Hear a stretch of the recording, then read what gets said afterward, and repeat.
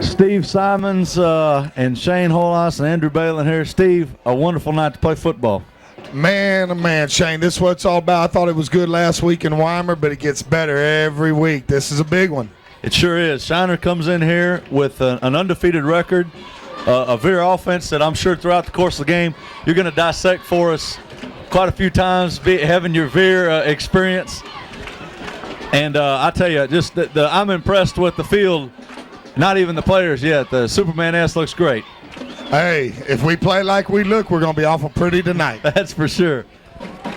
That Veer option is a tough defense to defend, but I think we got speed to do it, Shane, and let's get out there tonight and show Shiner what it's all about. That's right. So it'll be, I believe Roman will be doing the kicking and got a cast on his arm, but that shouldn't affect his leg too much. I don't think so. And number 7, Cody Poland. I tell you, as far as the past district opponents, Steve, throughout the years, it seems like Shiner, I was reading some literature this week, and it was Schulenburg, I believe we've beat them now ever since I was a senior, so which has been since 87, so about 11 years, 10 or 11 years. And before that, they had beaten us a streak of 8 or 9 years. So they possess the same style and type and ethnic breakdown that Schulenburg does. Oh, yeah, the towns are very familiar with one another. They got a lot of relatives, a lot of people that have grown up together, whose kids come out here and play against each other. It ought to be a real good one. So Romine's off to kick off. Number 7 for Shiner, take it at the 5-yard line, and a possible, no reverse. Oh, yes. And the Shiner defense storms there. Man, good coverage on the special team. Shiner's got to go about 90 yards. That's a good start for the Horns. Didn't get who made the tackle up. It looked like Chip Bubella was down there first. Him and Brent Gallo, or Will Thompson, were in on that play first. So the Comanches will start 1st and 10 from the 10-yard line. Come out and split backs. Motion to the field.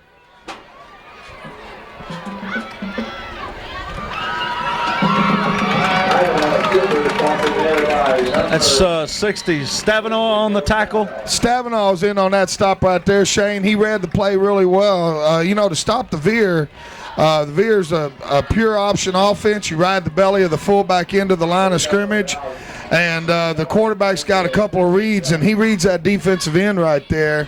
And if he sees that he's supposed to keep the ball like he thought he was, that's what he'll do if the end goes to the pitch guy. Okay, so Stavino stacked that one. They come with twins to the field. Oh, good job of James Jones there, getting down on the ground and grabbing some turf. Just a quick hitter to the right halfback, and the Horns just swallowed that one up really well. That Shiner's explosive back there, isn't it, Shane?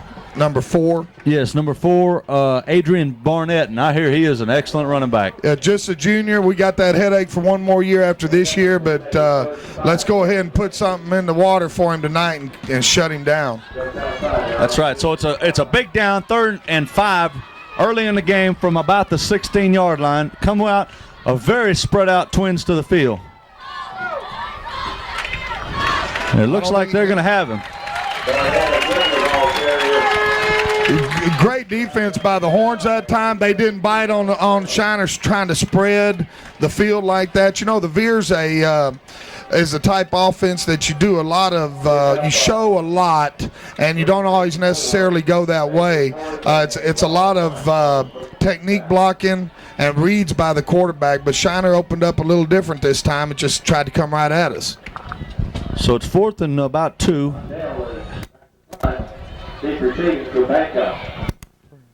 Pretty good punt there.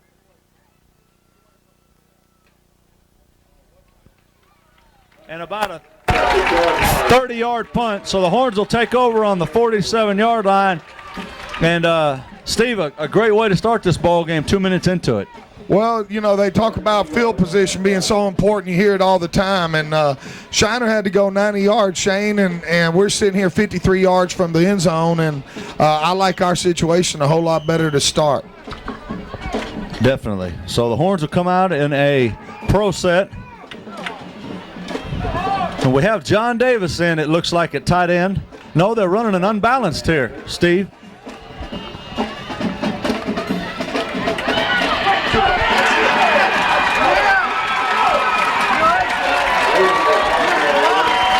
Oh, and that unbalanced worked like a charm, didn't it? Hey, showed him the right side, hit him to the left. What a good clearing block out there. It looked like Joe Stavenall got out there, Shane. I'm not sure, but Clarence read his block well, cut outside, and took it. Excellent job by the offensive line there, and a good job on the kick-out block. I'm not sure if that was Watipka or, like you said, Stavenall, but somebody cut the end coming up. You know what? I think Joe was over there just giving Tippy good congratulations on that play, because it was definitely him. And I tell you, the end, an excellent play by number 11 for Shiner, Jonathan Mikulek. Well, you know, he rolls off the cut block of Watipka and makes a good play. Well, Tip got him last time. That it looks like he's the Sam. He's keying on Clarence maybe tonight. And, you know, he looks like a real quick kid. Tippy got him the first time. That time he put a good block on him. The kid just showed some excellent athleticism and getting away from it. He sure did. Yeah. Okay, so they run the pro into the boundary. Counter tray, it looks like. Kind of gets 57 for Shiner. Craig Frick, he's in on the tackle. Kind of was menacing in the backfield there. Took a little time to develop the offensive play there. So big down on 3rd and 14 here, Steve. Yeah, 3rd and 14, and we're not in 4-down territory. I think we need to go ahead and get the first down right here, Shane. It's no use in getting 5 or 6. Let's go for it right here, guys. Every play is designed to score. I'd like to see one of those right now. That's for sure.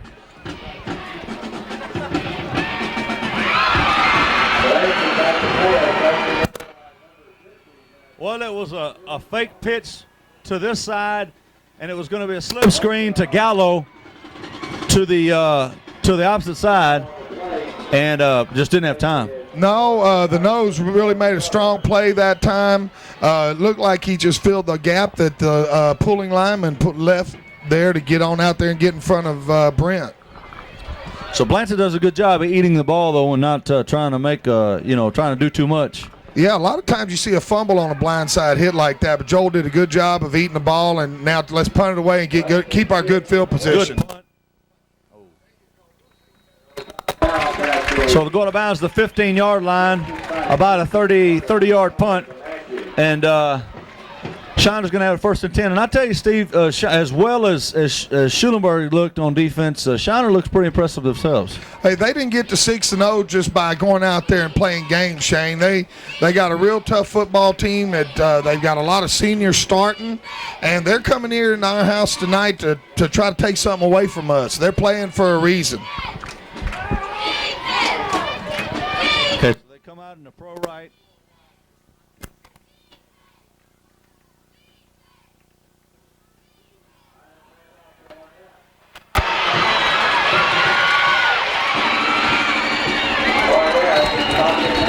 Big gain right up the middle, and hopefully, I'm afraid, though, it might be offsides defense.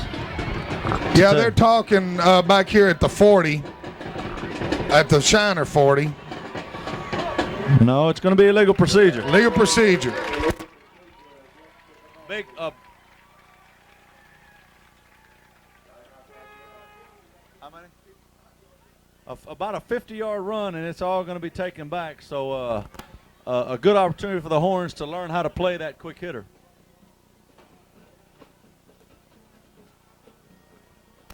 Hey, we'll let Shiner shoot themselves in the foot, but boy, Barnett hit that hole quick.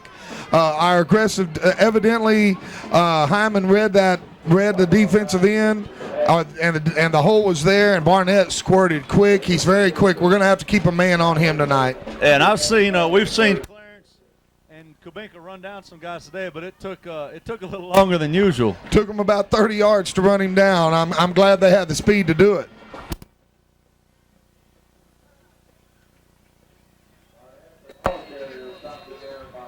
Tough run there. A gain of about 7, I want to say. Is that Pat Marty on the play? Let's go through the lineup here. We've got Valenzuela at end, Stavinaugh at left tackle, James Jones and Chip Bubella in the middle, Romine and with Minster at the end, Kubinka, Vachera, Gallo, and Banjo, and a middle linebacker. And I'll tell you, we're playing a little different tonight. We're playing Pat Marty in the middle. We've got an extra down lineman, Steve. That's to give those linemen from Shiner a different look. Oh, nice fake.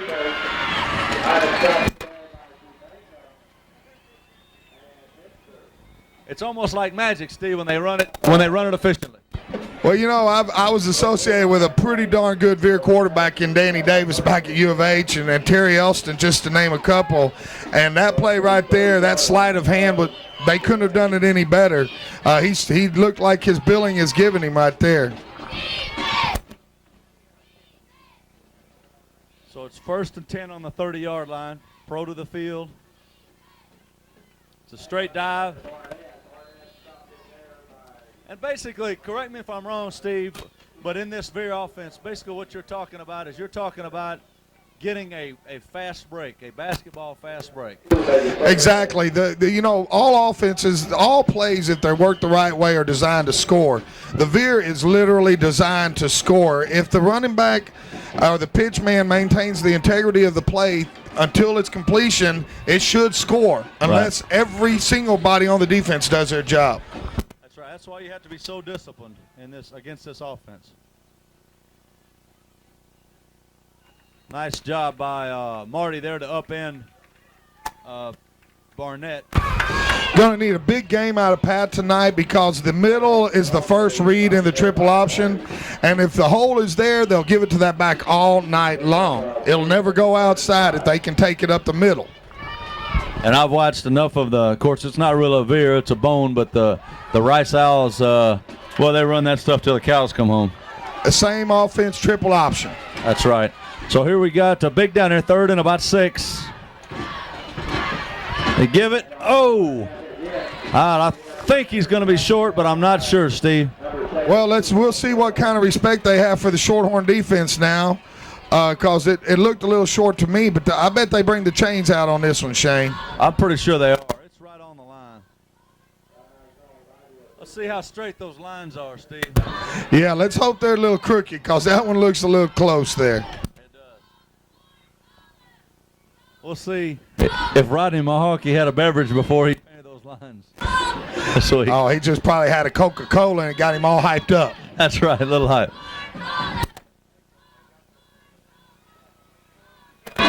And it get it by inches. A game of inches has never been more apropos than that one right there, Shane. He got that by the nose of the football. It's going to be 1st and 10 on the 40-yard line. And, you know, that time the Horns did a good job through 3 plays of tackling the Comanches, but there is a difference between tackling them with their momentum going forward and stoning them. That's right. You want to stone them, you want to knock them back, drop them in their tracks. They probably got about 5 of those yards just by falling forward and squirting. Oh, there we go. Oh, excellent. Great play, and that's what we're talking about, stoning them right there. Oh, no doubt about it. Valenzuela looked like Bubella was in there, and I think Vacera and Minster all got a piece of that action, Shane. It was stopped, though, at the dive. We stopped the dive back, and Hyman had nowhere to go from there. I'll tell you, we played a pretty good option quarterback in high school back in my junior year, and Gilbert Price. I don't know if you remember from Shiner. He was the one that led Shiner to a 16-0 undefeated state championship. Well, and that if you get them in the mesh, I don't care how good they are, they can't do much with it. No, get them before they get going. There it is. You know, and I got to think here, Steve, they're going to try to go outside here in a little bit. Well, you know, once again, Shane, they're going to take what we're giving them. I think with our 5 down linemen that we've thrown a wrinkle at them. They know us so well, and they probably figured we were coming out with a typical wild defense, and it's up to them to make the adjustment. Right now we're taking away the middle, and if they're smart, they will go outside here. It is my understanding as well that in the Bloomington game they only threw 1 pass in the entire first half. So you know, it looks with an extra down lineman. Now here we go back to a backers, obviously with 3rd and 15. Oh!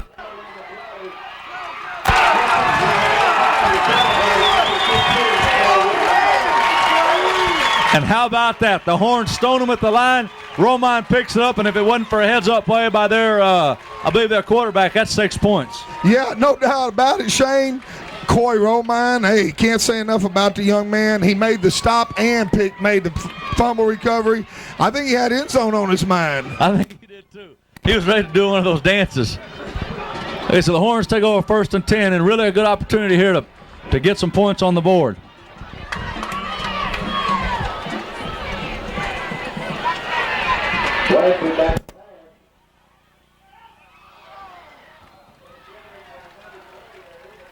I tell you, Steve, I'm afraid. I don't know it.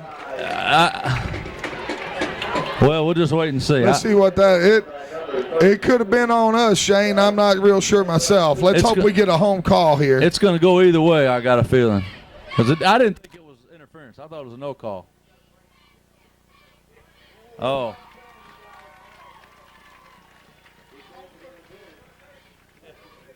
So it's interference against the Comanches, and, you know, Steve, it didn't really look that bad to me, but.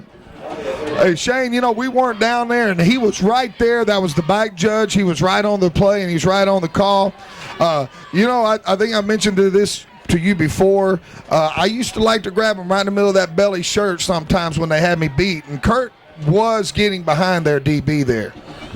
Yeah, it was actually one of those good throws where, you know, there's really not enough room, so you kind of throw it up there and let him run under it. And boy, as a wide receiver, you can really fool the DB. He's looking in your eyes, and you really bust in and look like you're going upfield, and then you put on the brakes, and he's going to fly right by. And that time, the Comanche must have stuck his hand out and grabbed him. He had to, and if he did, let's go ahead and give him credit for playing smart football, because Kurt, I think, would have caught that pass had he not been messed with. Right. And I still, you know, again, you still should catch that ball, Kurt, if you listen to this. Yes, it takes a lot of concentration, and you know, I think that with Kurt's hands, he's gonna make a whole lot of those catches right there. But I like where we're standing, about at the 7-yard line. So it's 1st and 10 from the 7, and here we got that red zone offense. Boy, I sure would like to see us just blow one up the middle with tip right now and go up 6.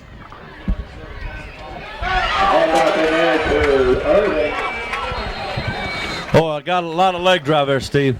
Hey, Clarence has got to prove that he can run inside. We know he can run outside. He took that one off tackle and followed his blocks real well. I think he gets down to about the 1-yard line, so it'll be 2nd and goal from the 1. And I like to see that. After the Weimar game, you know, he had to create a lot of stuff on his own, and we were kind of worried that maybe he was getting too enamored with dancing around and trying to make the big play every play. And, that's right. And sometimes you just got to be patient, take what's given to you. We're sitting here 2nd and goal from the 1. Let's punch it in.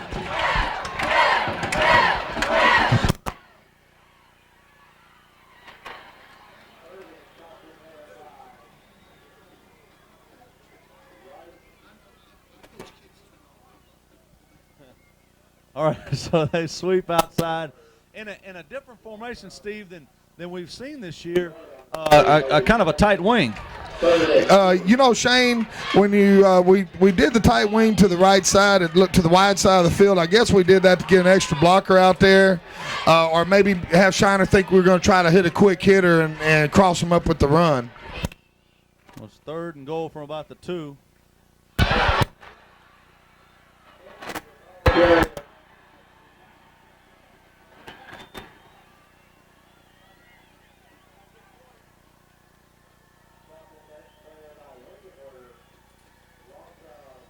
And a heck of a play by the Shiner defense. You can't really say any more than that. No, I think that looked like we had a kind of a little delay, and we were going to try to trap right back up the middle. They blew through it, and pow.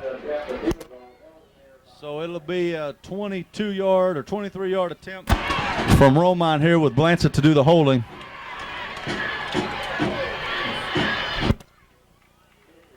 Boy, and he nails it. Hey, I'm glad that cast is on his wrist and not his foot. He hammered that one. That's a good way to Christian those new goalposts. We're doing it the right way. I'm gonna start calling him Sweetfoot. That's a nice leg on that young man. So with 34 seconds left in the first quarter, and man, a quick quarter, Steve. A lot of action for one quarter. You know, you got to.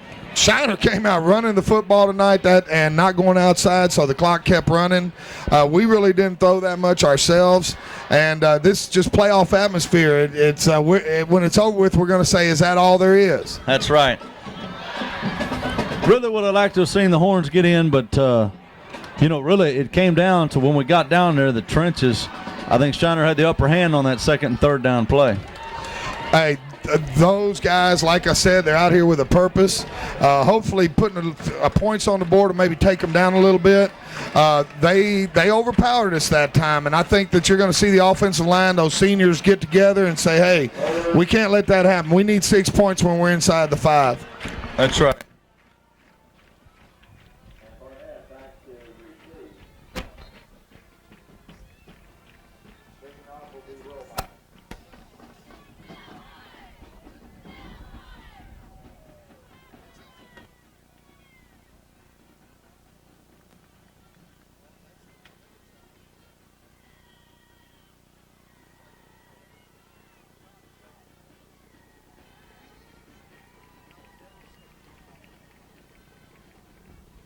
Okay, so Romine will do the kicking chores.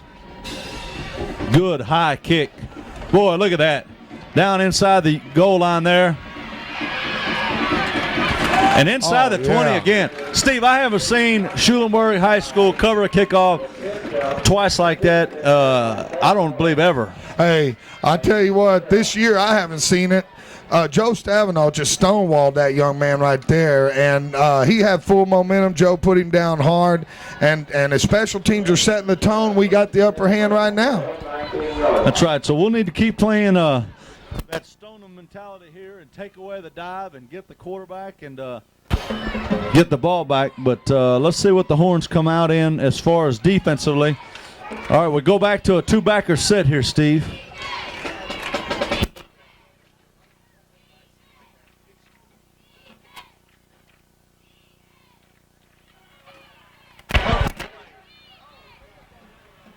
I think we're going to have a face mask at the end. But he did let go, so it shouldn't be but a 5-yard. Hopefully that's what we'll get. We really defensed the veer real well that time. We took away the first option, which is the dive play. We took away the second option, which is the quarterback keeping around the end. He made a nice pitch. The back made a good pickup on that pitch, and we actually had him in the backfield. I think we grabbed him up high, and when we let him go, he squirted for about another 5 yards.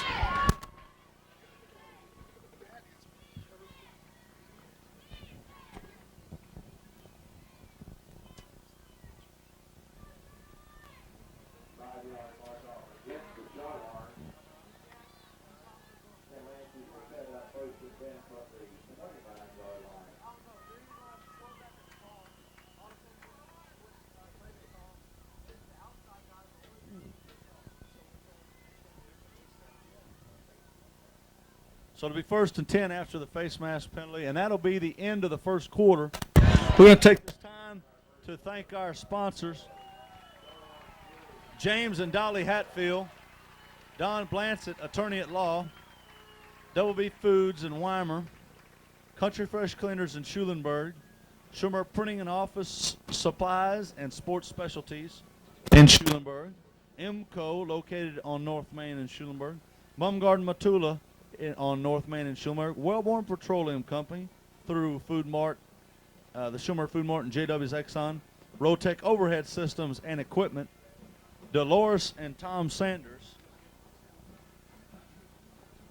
Schwenke Baumgarten Funeral Home, Krumshek Insurance Agency, Jerry and Jenny Kubinka, and finally, Laser Commercial Supply. So we'll review these sponsors once again at halftime.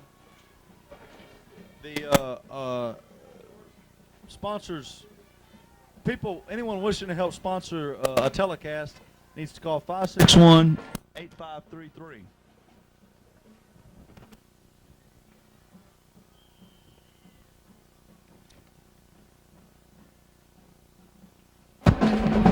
So, Steve, a good time to come out 1st and 10, a good fresh set of downs for the Horns to do some stoning on defense.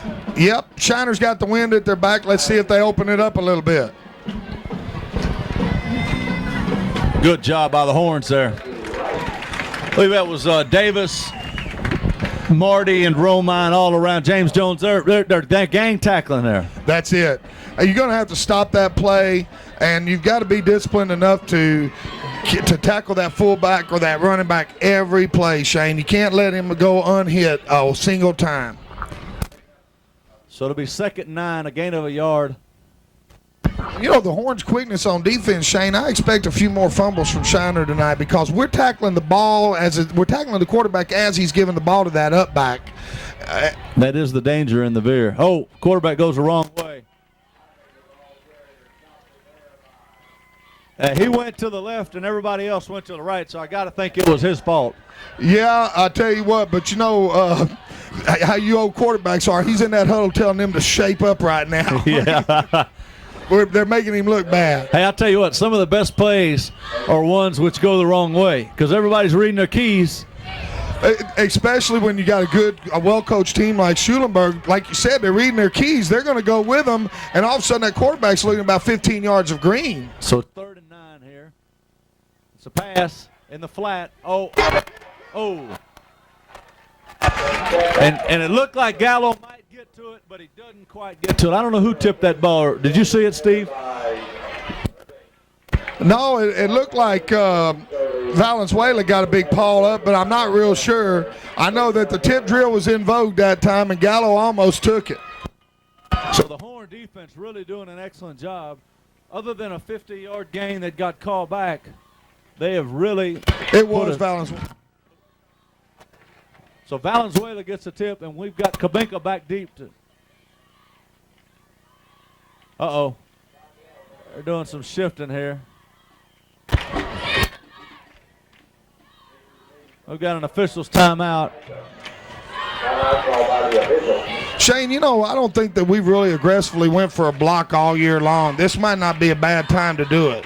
No, it sure would be a momentum gainer here, and our special teams has been doing such an excellent job.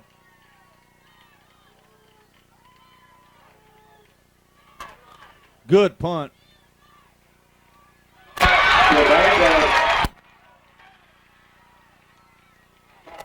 About a 10-yard return by Kabinka. Hey, nice return by Kurt. I tell you what, Hyman, the quarterback, and Mikulek, who I think is just playing a spy tonight for him, they showed why they're good athletes right there, Shane, because they stopped Kurt in open field, and that's a quarterback hitting somebody. That's right. And that's, I think, what we're finding out tonight is the plays where we were just shaking and baking somebody or running through a tackle. We're playing against guys of our own caliber tonight. There's no doubt about that, no doubt. Let's hope our good pride and our ability comes through for us.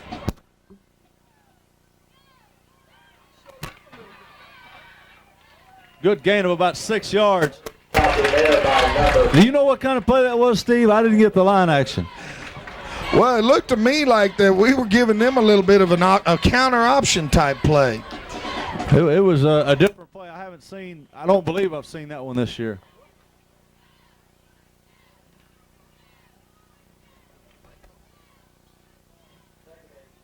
Because it'll be 2nd and 4.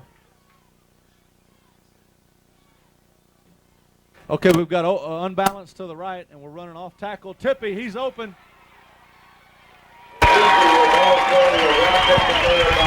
Right up the gut there, Steve. Oh, yeah. I tell you what, he got in behind big number 77, John Davis, and he rode him for about 8 yards, cut outside of an excellent block by Davis right there. And what I really liked was after Davis got his guy at the line of scrimmage, he went down and picked another one. That was excellent blocking.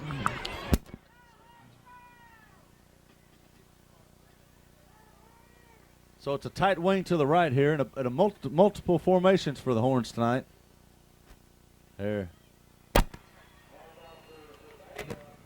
You know, they're trying to get Kabenka involved in the running game a little bit. They tried last week, and it just hasn't quite materialized yet, Steve. Well, I'm not sure what the Horns call that play. We used to call that play an old 20-tackle trap, where we trap the offside tackle and hope that the aggression of the defense would carry them beyond the play. I think Kurt only had to beat one guy. Looks like trap didn't get sprung. Yeah.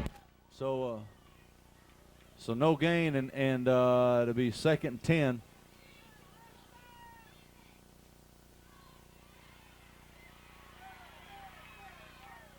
Oh, it looks like they almost looked like they got a face mask there, but they didn't. I think he had him on the backside of his jersey there, Shane, because it looked like Clarence was trying to be undressed right there. Well, you see the speed of Irving, though. I mean, didn't look like he was going anywhere, and he gets about 3 out of it. Yeah, actually, he ran for about 8 there, you know, because the pitch was pitched to him, and he had to get away from a man about 5 yards deep in the backfield. It also shows that we're going to have to put our helmets on Shiner and maintain our blocks tonight, because their quickness is real evident out there and how they recovered to get Clarence. It sure is. So come out in a pro set. Well, I tell you what, I think it might have been a good, I don't know, number 7 for Shiner, whoever he was. Yeah, it looks like Cody Paylor. I think, though, on that play, Shane Joel was fixing to pick him, but he heard the whistles and he kind of stood up, because that is quarterback's responsibility to get that guy on right. reverse. It was definitely going to be a reverse, unless it was a fake reverse. So it'll be 3rd and 12, and probably need to go to the air here. You know what? As quick as Shiner is and as aggressive as they are, maybe a screen here. Aggressive defenses, that's usually the tonic that the doctor orders. Let's see what we got.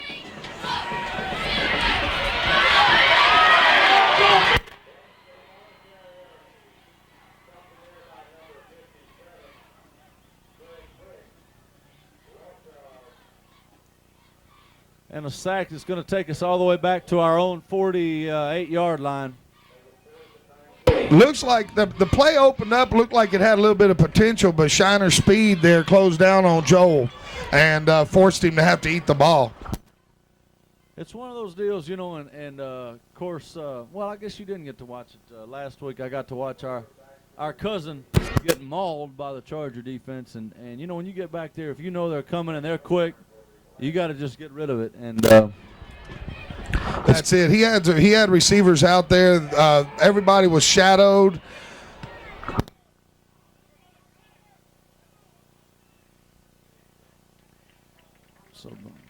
So Blancy gets a nice roll, and Shiner will take over 1st and 10 from about the 14-yard line. You know, you were a quarterback, Shane, and I guess that you worry about maybe getting a flag there for intentional grounding or whatever. But in that case, what do? Just throw it right at their helmet or something? Well, it's really weird. I couldn't tell you going into any game that I played in, and I played 35 of them, I guess, as a quarterback on varsity. And, man, I couldn't tell you before the game if I was going to have plenty of time, if they were going to be in my face. But there's just a feel there. There are games when you just don't feel right. You're throwing the ball away or you're getting sacked, and you're thinking, man, it wasn't like this last week. Quarterback sneak there. I'm sure a lot of that has to do with the competition you're playing. And this may be, next to East Bernard, the best 2A ball club we're playing this year. I'm sure it is, Steve.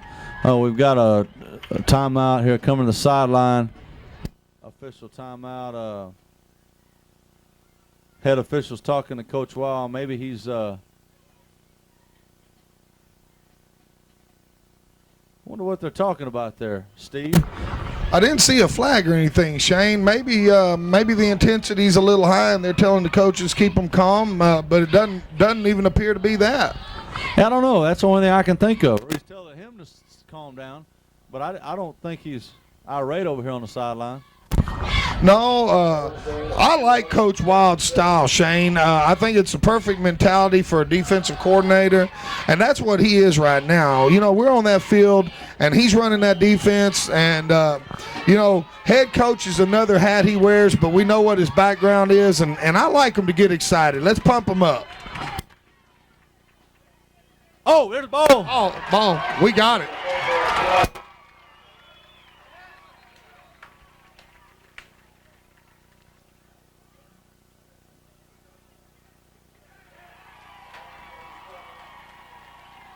Boy, and a heck of a pop there. I'm not sure who was on that pop.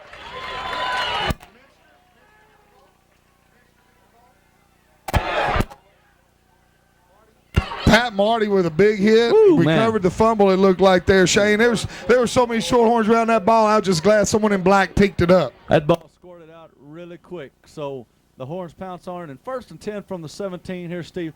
And we really need 6 points here. We're in the famous red zone right now. Let's go. Let's put it in there and do what we've been doing successful and run that ball hard.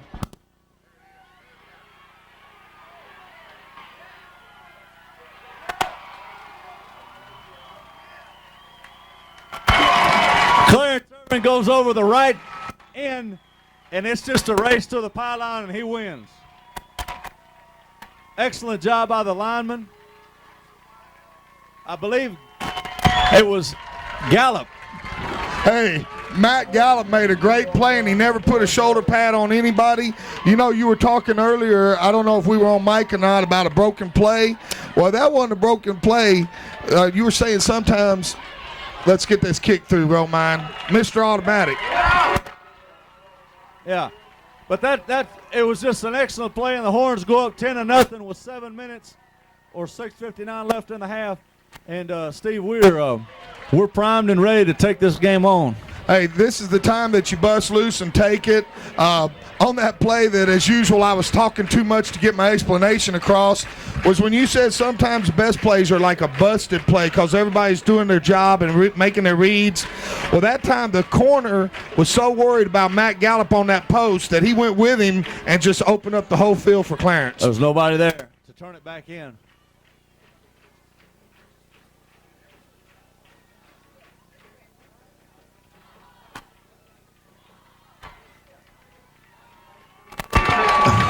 Yeah, and you know, Shane, on that play, the line just did an excellent job of cracking down. There was absolutely no white shirts outside for Clarence. No, nobody outside the tackle.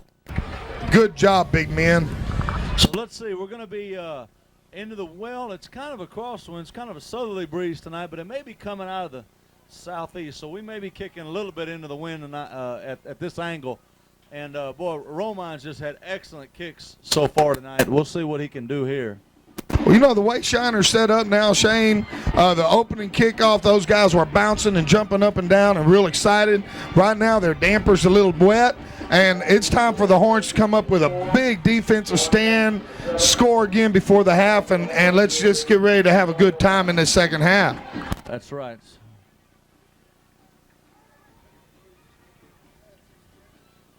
Yeah.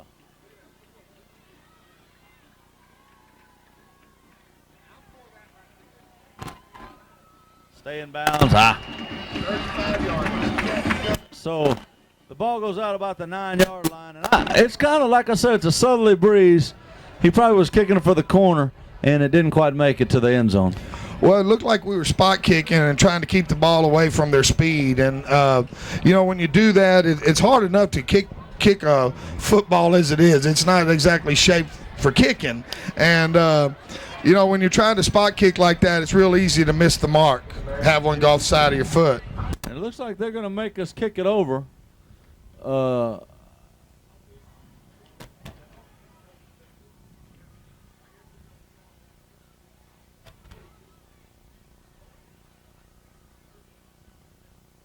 the Horns really have an opportunity to with Roman's leg. I mean, he landed on the 8-yard line that time, and he can kick it to the 10 or 12 here. So it's just a matter of the coverage unit. And I always hated that, though, Steve, when I ran down on kickoff and you had to go back and run down again. You were a little more winded than the return team. Hey, I tell you what, Shane, way back in my days in 1977, it cost me my special teams job because we had to do it twice, and I'd carried the ball a lot before in the drive. I just didn't have anything, and next Saturday morning on that film, I stuck out like a sore thumb, huffing and puffing down that field. Yeah, so Roman to do the kicking. A shorter pooch. Ooh, and a good hit there by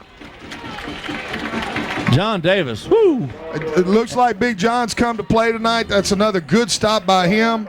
And that's one of your tackles you're talking about, Shane, just dropping them in their tracks. That's it. I mean, just running through them, not even breaking down, which You know, obviously, if you're in an open field, a lot of times you need to break down. But boy, it really puts that ball carrier in a compromising position when he's got a head of steam looking at him right in the face. Sure does. And when you put his front number on his backside of his shoulder pads. There it is. So the Horns ball it up inside, and Barnett, I believe. Is it Barnett? No, that's Cole. Isn't it number 1, Coleman? Yeah, number 1's Greg Coleman. Coleman on the carry. I believe that might be his first carry tonight. I think it was. He was stacked up in there first. I think the first hit was looked like James Jones got the first pad on him, and Big Davis put him down again. He's having a real good game tonight. I like seeing that out of that big senior. 2nd and 8. There he goes. Well, it looked there, Steve, like the quarterback was trying to allow everybody to over pursue him. Yeah, and he had the wing coming back from the wide side of the field. We were fixing to see a pitch to that guy. There's no doubt about it. As a reverse pitch, kind of? No, I don't think it was a reverse. What they were doing with the slot back is they were just running him as the option back. Okay. But they started him up in the slot rather than back in the backfield like a traditional pro or veer set. I got you. Okay, so here it's trips to the field. Let's see if they throw or go backside here. They go backside. And a gain of about 3, but it'll be 4th and about 5, so it'd be really good to get the ball here and either get a good long drive to consume the rest of the half with a score, or heck, we'll take a quick score for that matter. That's right. Hey, you know, Patrick Marty, I guess he wasn't satisfied with 19 tackles last week because he's already at it again tonight.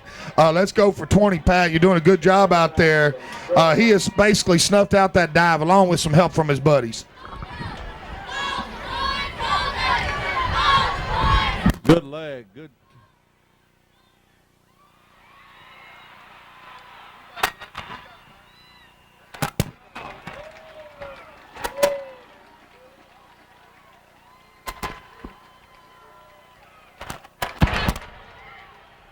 I'll tell you what, Steve. Real fortunate. You know, I think the problem he had there, he put the fair catch thing up way too late. Yes. You got to get yourself set on them punts. I have never personally done that, but when you get a good spiral and you're backing up, it's got to be tough enough just to catch it. Right. And the Shiner faithful had a real problem with that call. It did look like the guy down had the ball, but it looked like Kabinka got it, kind of pulled it back away from him.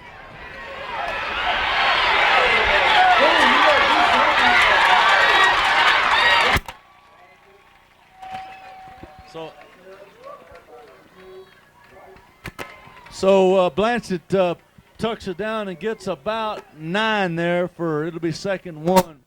But it looked like he might have had something downfield, Steve. Yeah, it looked like a couple guys were open. I think he felt pressure from the backside, Shane, and didn't realize that big number 60, Joe Stavenall, picked that guy.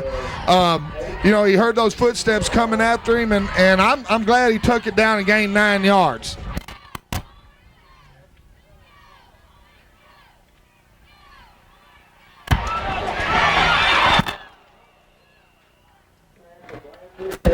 Kabinka was there had he thrown it inside and over the top, but I guess he saw the read as down the field more.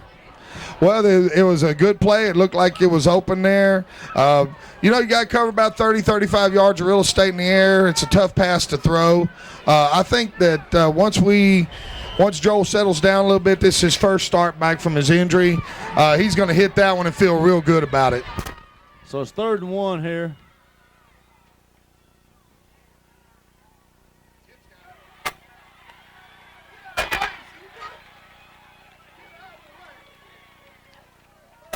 And so a heck of a gain there, about a 10-yard, make it a 13-yard gain there on 3rd down and 1. It'll be 1st and 10. Hey, I like the strut I see from number 44 right there. He basically told Shiner, you got to take 5 helmets on me to bring me down, and then it's going to be a job. Pack a lunch, fellas. He's like dynamite, isn't he? Man, I love it. I tell you what, low and go. So So 1st and 10 from the 41. Horns come out in a pro set. Actually, this is unbalanced again, Steve.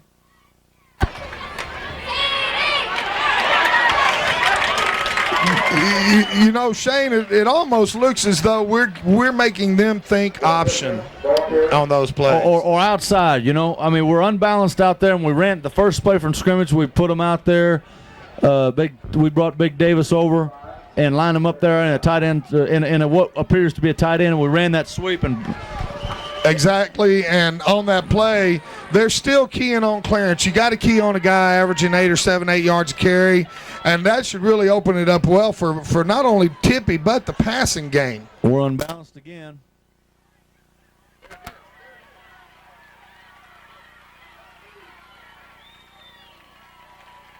All right, moving right on down the field. On 2nd and 5, Steve, they run that little we're going to have to find out at halftime what that play is so we can talk about it this second half. Hey, I don't know what it is, but I got to draw it up and use it tomorrow. The young team's going to Smithville. We could use that one right there. I like the way it looks. I hear that. So it'll be 1st and 10 from the 35-yard line. The Horns are marching. They're doing it on the ground here. Hey, they've moved the ball smartly. They still got plenty of time, and they're gaining yardage in big chunks.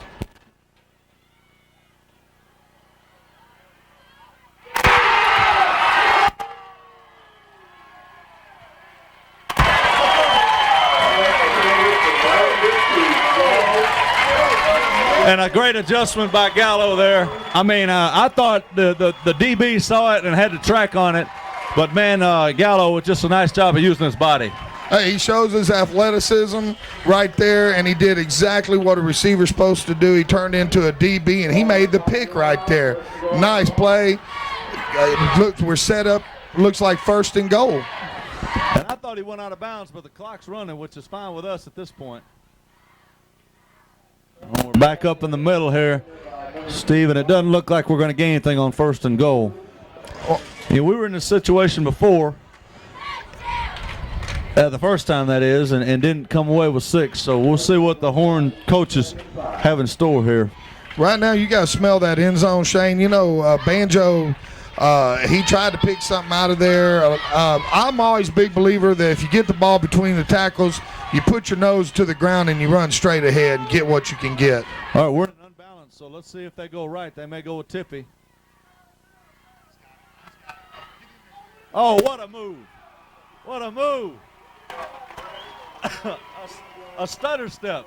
Yeah, it looked like jelly because jam don't shake like that. Man, that was awesome. I thought number 9 for Shiner had a real shot on him, and he just gave him a fake so quick. I'm surprised the guy went for it. He saw it, you know, but he made the fake. And well, you know, I hate to compare Clarence to him just being a sophomore. I hate to really draw comparisons because he's still got a long ways to go to get his identity. As Romine does it again. Oh, off to the left a little bit. He's got that crosswind going there. But go back to your comparison, But Steve. you know, one of the better running backs, and he torched my Green Bay Packers last night for about a 70-yard run. Barry Sanders always says, I like to show him the leg and take it away. And that's what Clarence did. Yeah, he sure did. He made, you know, talking about Barry Sanders, did you see the cut? It was only a 3-yard game, but did you see the cut he made when about 4 defenders went flying by? He is amazing. Well, you know, they say some of his best runs never get back to the line of scrimmage. Yeah, I can believe it. And, you know, once again, you're talking about probably one of the finest running backs in the history of the NFL right there. And you know, Clarence, here he is at a 2A powerhouse in Schulenburg, Texas. And before it's all over, I think we're going to read a lot about that young man. Well, we sure could. He's just got to keep those grades up and you know, stay away from those bad influences that can sometimes drag any athlete down. But he sure does have a heck of a future, it looks like, as all the Horns do with their blocking. They're blocking and doing a good job this evening. That's right. You know, we're sitting here talking about Clarence, but you got to talk about those big boys up front. You know, Tip and Joel, everybody on that drive right there. It's a team game. And, you know, Clarence, you got it for a couple more years of carrying the rock. Let's hope for some good wide bodies up there to keep leading the way for you. right, so with 1:43 left in the half, it's going to be, now they're huddling up again.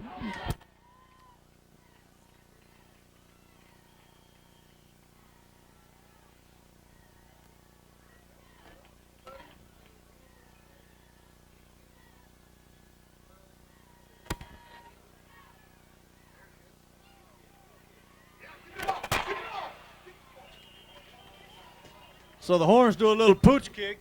You've been coaching up here, Steve.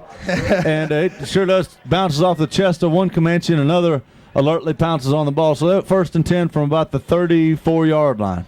Now, even with a big leg like Romine's, now teams know him. They know who he is, and they back up people. And that was a good move by the Horn staff. We were looking with having the ball back with 1:40 inside of Shiner's 35 if it works. And otherwise, they still got a long ways to go. Right. So they come out in a tight wing.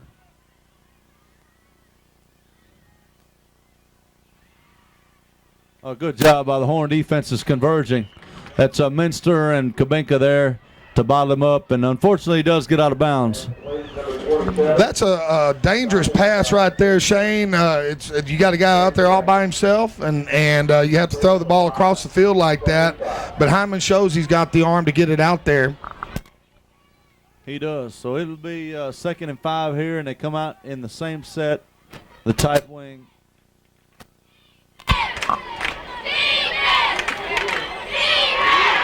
Boy, I think that one either went through Pat's hands or his face mask or something. It sure looked like he was going to catch that one.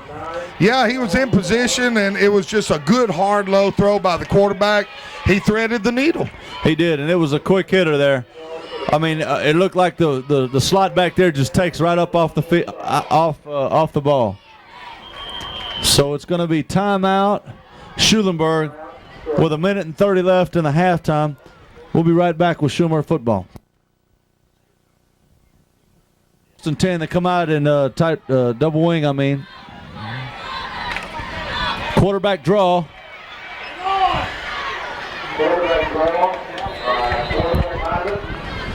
So the game of about 6, but it keeps the clock going. Yeah, and I like the clock running. Once again, Davis on the play along with Minster, and I think Kabinka was in there. And James Jones also in on the play.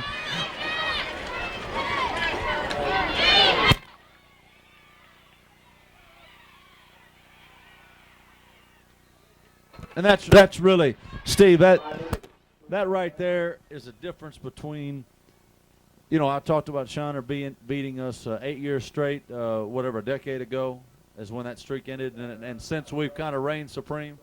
And I go back to, defense is defense. You got to play hard-nosed. You got to win the battle up front.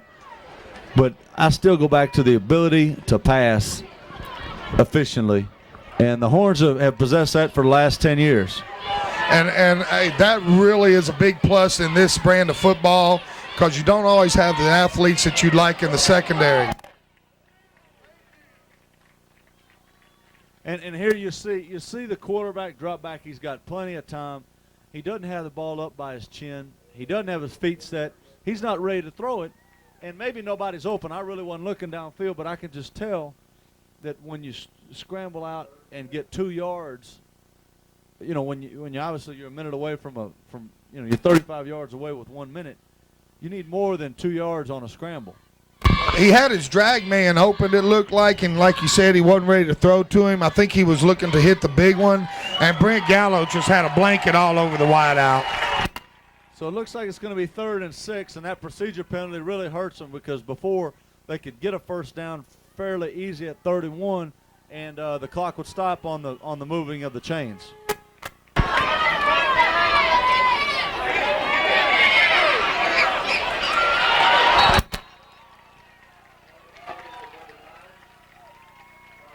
So a good drop, a good throw, but a real good hit there by Clarence Irving that jars the ball loose, and it's 4th down from the 6. And with 49 seconds of this is really an interesting call, Steve. Yeah, Shiner's got the opportunity to get a first down. I think that's what I'd try to do. I'd try to hit something on the sidelines, get a first down, get out of bounds, and then regroup So Right. so all you got to go is about 30 yards for a touch, and with plenty of time left on the clock. Well, that last play was textbook. Everything except the not being able to hold on to the ball. Well, he got a hand on it, and I think there it is on the ground. Oh, and that was somebody miscued there. Oh, yeah, that looked like that little option back to the weak side, and they were going to go to that wing back on the pitch, and Hyman never looked at his running back, Shane. And I know in this offense, when I used to watch guys make that blind pitch like that, but you were talking about college running backs, and you were talking about college quarterbacks that could feel each other. Right. And you've heard a lot about let's get back to it. Coy Romine made a big play there in the backfield to make that stop, and let's hope he's not hurt too bad. He came down kind of hard. Well, it looks like they're grabbing at his lower extremities, and of course we know Coy broke his hand or arm last week, so but he's gutting it out and playing tonight with a cast. Well, we've been hit by a few injuries, with Big Robert Miller going out last week, and he won't be back until the playoffs. We sure don't need Coy going down. He's one of our starters that we really depend on. That's a good sign there and jogging off.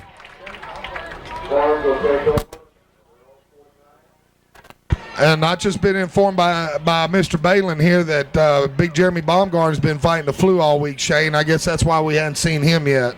Well, we are kind of the walking wounded this week, but still playing a heck of an impressive ball game. Well, 44 seconds. We got time, don't we? Oh, we got motion across the field. This is something we had not seen this year. Set up behind the tackle.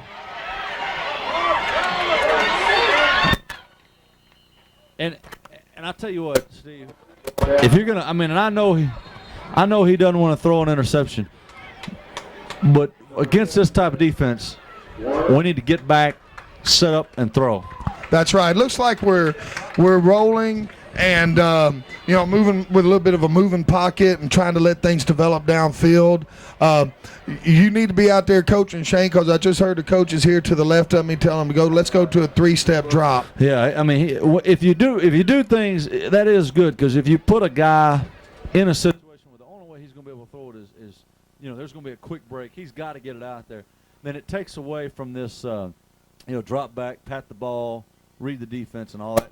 And I will call it crud sometimes, because sometimes it can really tear a quarterback up. He's back there, he's looking at, and I was getting read the right act this week when I called Donald. His coaches were on him about what coverage, and he was kind of like it didn't matter. Nobody was open. He was reading it, but. Right. Well, when you sprint your quarterback out like that, he's got all those linemen sprinting with him. He's got a lot of traffic around him, and as a quarterback, Shane, it's hard enough to see downfield, and when you got a lot of traffic around you, it just makes you get the quick feet. Right. And then you wind up running with the football. Well, one way you can definitely get Joel away from trying to run around and create something. Because he's not a Cordell Stewart, he's not. No, he's a classic drop 5 steps and right. Read and throw quarterback. So they're going to go with Irving, and he makes a nice move, but it looks like the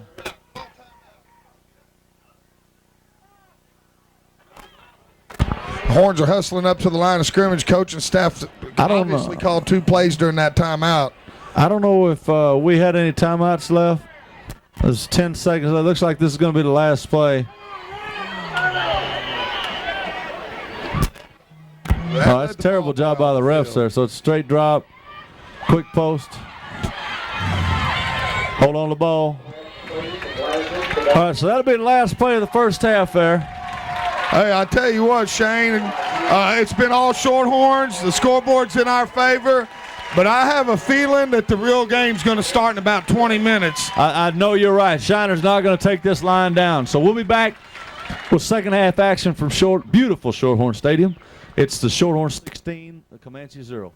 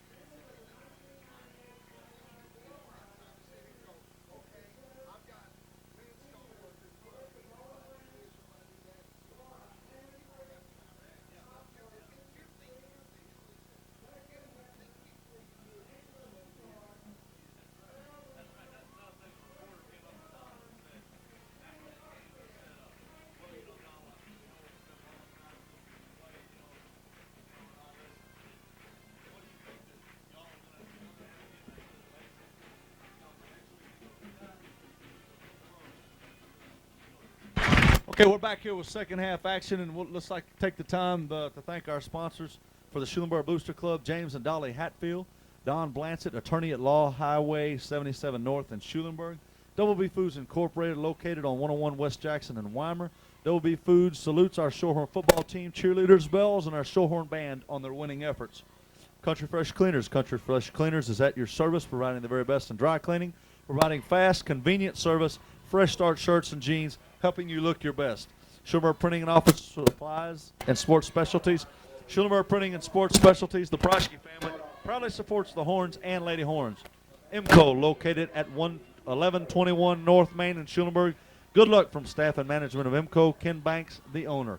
Baumgarten Matula Company, located at 635 North Main in Schulenburg. Larry Schwenke and Miranda Skalka, general promotion of Benjamin Moore Paints and Paint Sundries. Great selection of carpet in stock, a full line of wall covering hardware and lumber, also installation of flooring available. Wellborn Petroleum Company serves Schulenburg, Food Mart, and JW's Exxon, and says go Horns. Rotec Overhead Systems and Equipment, Tom and Carla Romine, Good Luck Coy and all seniors, Dolores and Tom Sanders, Schwenke Baumgarten Funeral Home at 701 South Main in Schulenburg, Kromshek Insurance Agency, 714 Lines in Schulenburg. All of your insurance needs can be handled with just one call. 743-4148. Kromshek Insurance Agency has been serving the community for over 64 years. Jenny and Jerry Kubinka and Laser Commercial Supply, run by Steve and Janice Simons. So with at the beginning of the second half here, the score 16-0. Yeah, Dr. Pepper.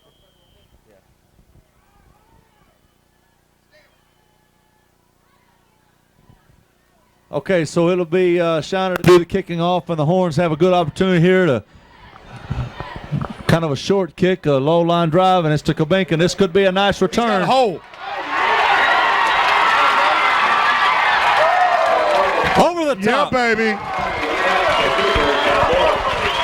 Boy, Steve, you don't get a high kick and you give it to Kubinka with that much space, he's going to make something happen. Shane, the thing that impressed me the most about that, he turned, I guess it's east, and just took off. That's right. He sold out too. I mean, he went up in the air and he wanted 6, got upended there, but really for a Shiner team wanting to get something going, really deflating to have a 40, 50-yard return off the bat. Yeah, you never want your kicker to make a tackle, a touchdown saving tackle to start a second half when you're chasing 16 points. Well, Tip up the middle, probably the best they've defended Tippy tonight up the middle, that Schulenburg line. No doubt about it. The line is a little hurt by the injury situation with Robert Miller and the depth situation with Jeremy Baumgarten. So those guys are really going to have to suck it up and go tonight. And, I think old Joe Stavanaugh, Chip Bubella, looks like Big John Davis, of course, Pat Marty. Those guys they're coming out to do their job. Looks like Will Thompson's playing the tight end. So we've got twins to the field. This looks like a bootleg.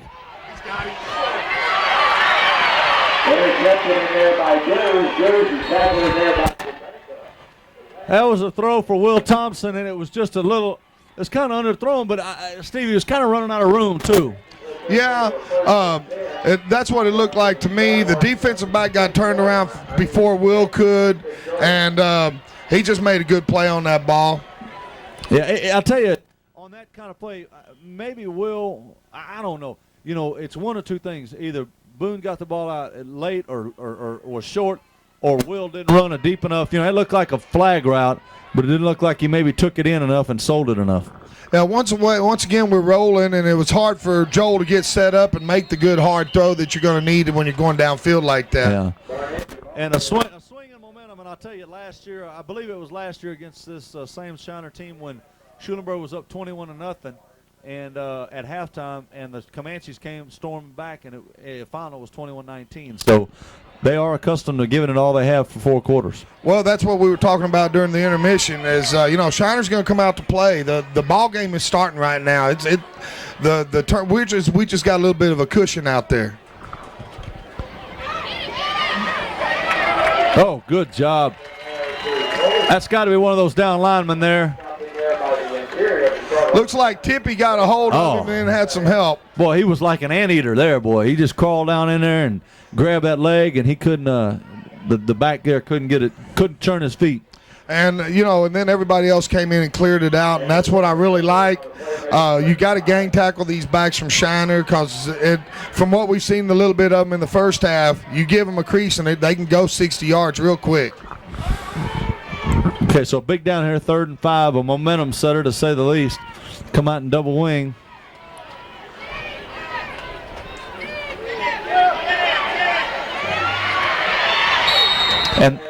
And that right there, I tell you, Steve, if they can do that successfully, if they can do that consistently and successfully, we're going to have our hands full.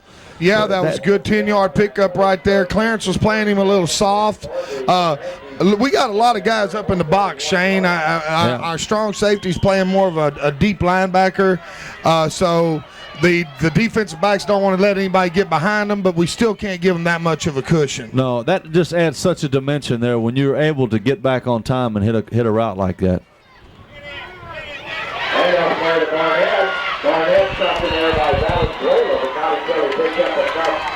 One of the few times I haven't seen Gallo come up and wrap a guy up. He tried to kind of undercut him, and good job by the Shiner back there, Barnett. Yeah. To keep his feet going, and Valenzuela, good job of Valenzuela though, folding. Oh yeah, there's no doubt about it. He's got that cast off his hands. He's really playing a good ball game tonight. Having to double time it too. That's it.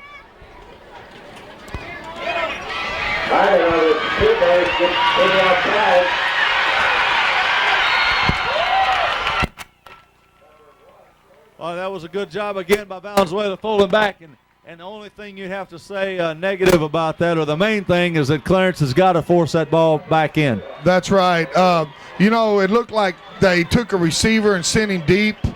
Clarence bit with him, and once again, Shane, not having a safety back there behind you, I'm gonna go with Clarence a little bit on that one. He's got to stay with that wide out. Shiner came to the weak side, and it was really a good call on their part. It was. It looks like they're in a two-back now with two tight. It's a different formation. That's more of a true veer formation, with the exception of the double tight ends. Usually the veer will go with single tight end and one wide out.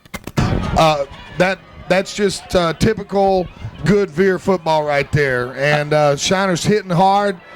They're moving the ball smartly. We got to have a big stand here. I tell you, and we talked about second half adjustments. They obviously made some adjustments. This has been the most productive they've been on offense all night. Come again with they come with tight wing. That's a slot. They still come to the short side of the field here. They're very confident. Now they shift out of it. Now they're back in the double wing. Oh, he lost the ball. We got it. Hey.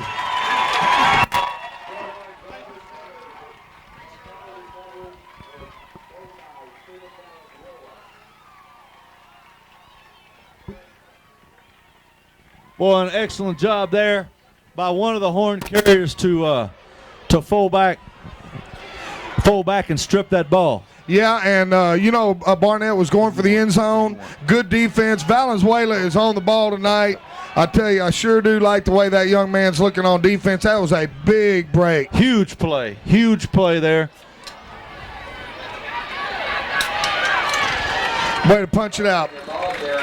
Good gain of 5 yards on first down, and we talk about tonight. One of them was a referee's call on the punt fumble that Kurt was able to get back to steal back on the ground, and this was another play, isolation I believe to Banjo, right up the middle, a gain of 5. But they've had some breakdowns on some key times. Yes, they have. And in a big game like this, that can really come back to haunt you.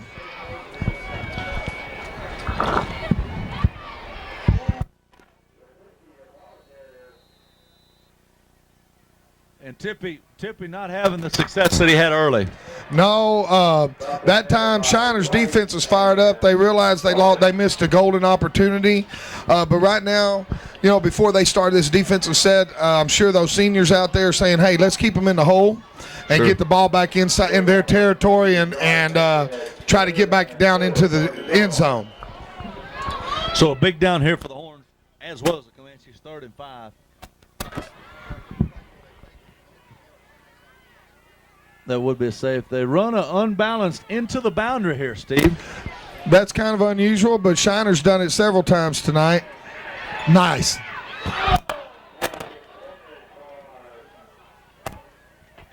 Boy, I tell you, Shiner's cornerback, I believe he knew the route before we ran it.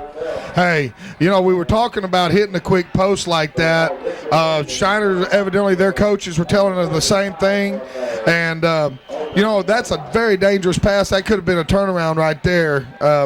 Just glad that he couldn't get a handle on it. Well, and 9 times out of 10, Steve, that is a very safe pass. Oh, it's designed to be safe. It is. And that's probably part of the reason that he didn't pick it off. Ooh, high snap. Boy, it's amazing they didn't get that.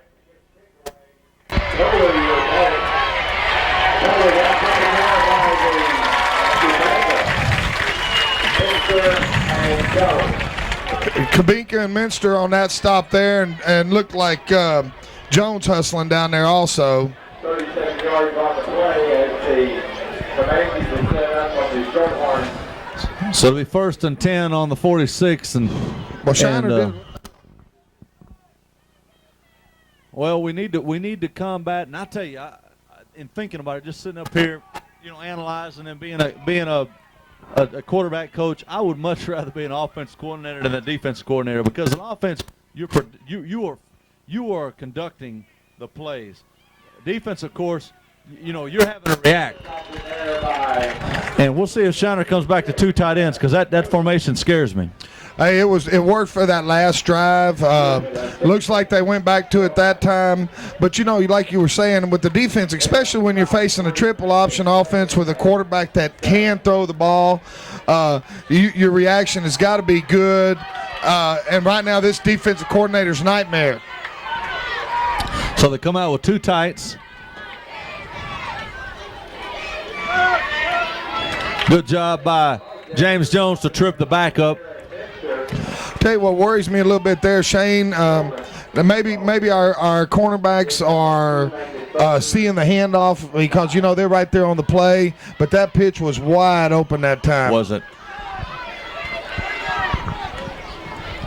So 3rd and 5. This is a big play for the Horn defense right here. It really is. Step up and stone them. There they go, the pitch. See?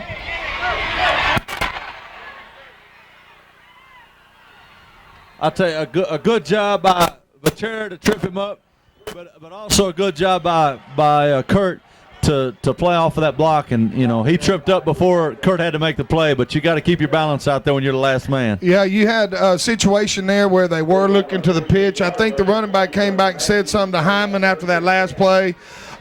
Minster was out there. He was in good position. The running back made a good cut off of a shield block. Not much Kevin can do on that. He turned it back inside like he was supposed to. So it's 1st and 10.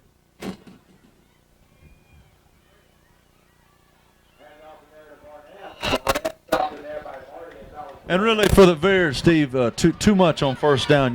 The Veer, you like to get about half of it on 1st down, then it opens up your game a whole lot, and your options become several times more because you can throw the ball. You got to, you're sitting 2nd and short. You've got a couple plays now where you can do something to lengthen the field a little bit. So it's 2nd and 5. They come out in the double wing.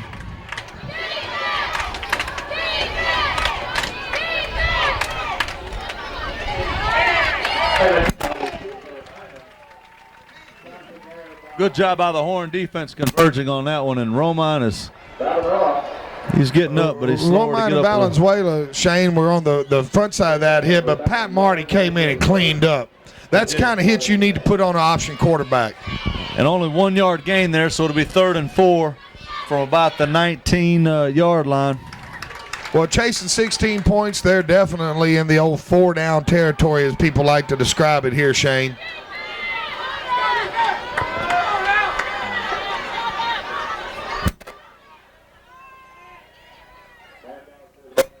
It's going to be real close, Steve. Vachera and Marty made the stop there, Shane. I think that he appears to be a little short for the first down, and this is the first of many big plays here in the second half. It sure is. So it's going to be 4th and about a half a yard, and it looks like we're going to go with some goal line type of play. And I'll tell you what, I'm crazy, but if I'm Shiner, I run a play action. Well, you know, a play action with a good quarterback, it scores 6 points right here. God. And they get it pretty easy. Well, that all goes back to gaining 6 yards on first down, Shane. They had 3 chances to gain 4 yards, and they gained 5 yards in 3 chances. The defense did their job for 3 plays, but you got to do it every play on the veer, and first down's the most important. That's exactly right.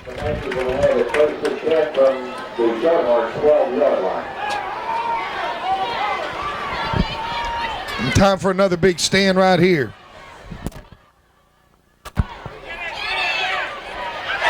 Steven Valenzuela.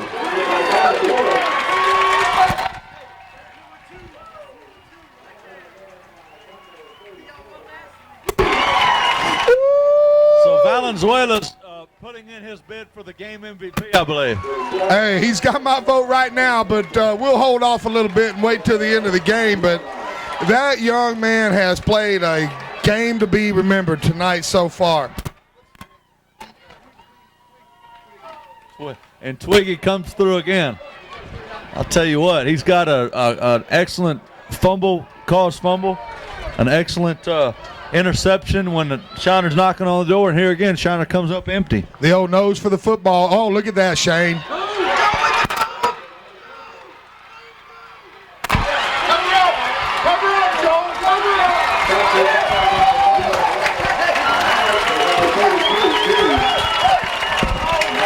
What a job.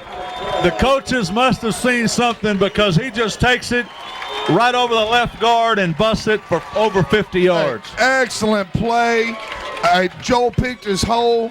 He hit it hard. And you know what I like, Shane? I was kind of yelling off mic for him to cover up the ball at about the 45 of Schulenburg. And he said he didn't want any part of that. He cut outside. He wanted 6. Yeah, he did. He's going to weave around out there. I used to do that when I was younger, sophomore and junior, before I thought I had enough speed to go straight up. That's it. He followed the block that time of the left guard. I can't get a number on him. Tippett with a good gain of about 4 on first down. That's Big Joe Stavinaugh, it looked like, that he followed. Oh, Joe's out at the tackle. That's right. That's Chip Bubella that he followed. Chip gave him a good little crease. Blanchard hit it hard. Now Tip comes back and gets a tough 4. Maybe this will take a little wind out of their sails. I believe it will. If we put it in the zone, I've got a prediction of a semi-fold here for the Comanches, but you can never count them out. I don't care how far you get up. No, not as long as there's time on the clock.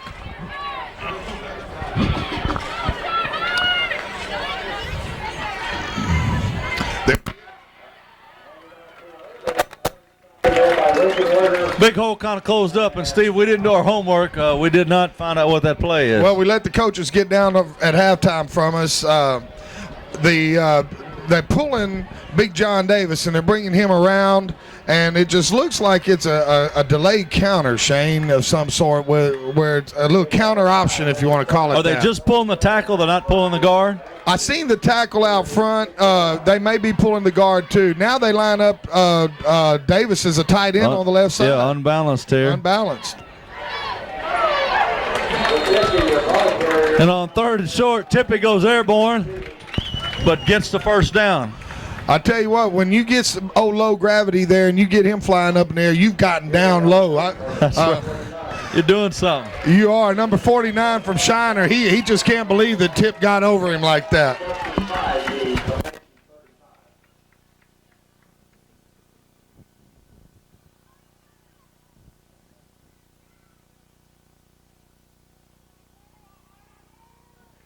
So it'll be 1st and 10 from the 35-yard line. Pro set into the boundary.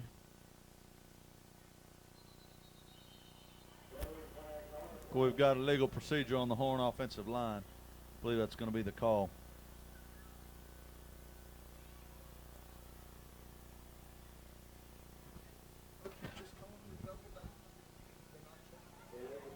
Base block. Offset the fullback.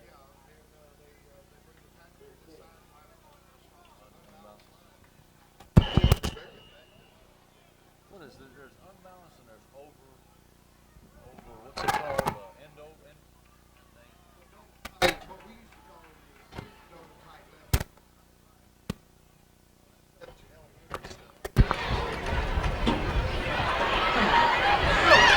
Boy, that's some sweet feet there, Steve. Hey, once again, Jelly was shaking. Banjo really put a good move on in the backfield to make something happen there, Shane. He turned a 5-yard loss into a 5-yard gain. So that'll be into the third quarter with the Horns up 16-0. We'll be right back with Schulenburg football after this.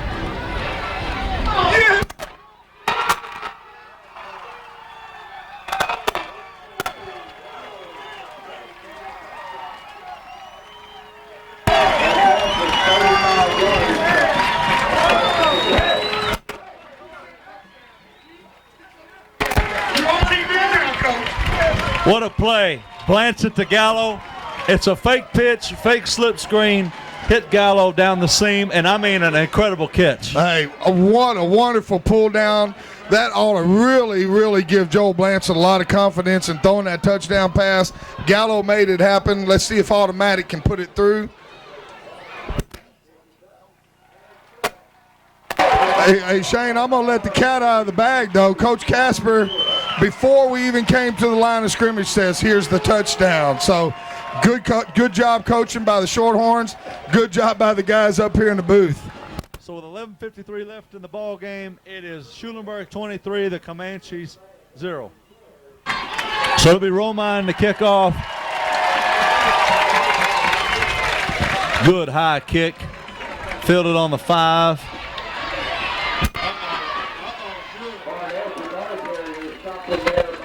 And John Davis on the tackle, but that's how you run back a kick, Steve. Hey, you take it and you put your feet down and run. You head upfield. He ran about 25 yards with it, and Big John Davis, I tell you, the big hoss, he took a licking, but he's the one that made the stop.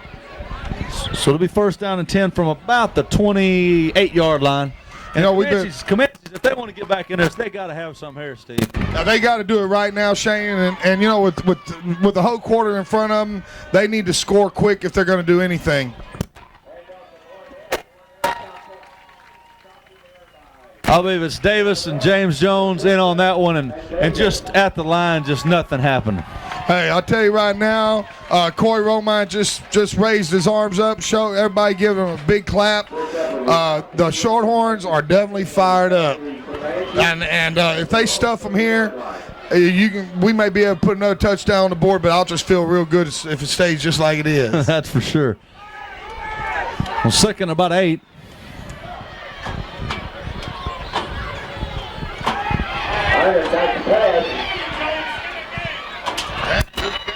Oh, and a nice throw and catch there to number 34 for Shiner. And if you ask me, this is what Shiner's got to do. It's time to abandon the veer and try to get something a little more pro style going here. Yeah, well, you know, their quarterback, Shane, he's being recruited by several colleges, and the call for running quarterbacks is not that great anymore, so he must have some kind of arm on him, and he exhibited good arm strength on that pass play. He sure did. So it's 1st and 10 from the 45. Straight drop. Clarence, you got a reading, buddy.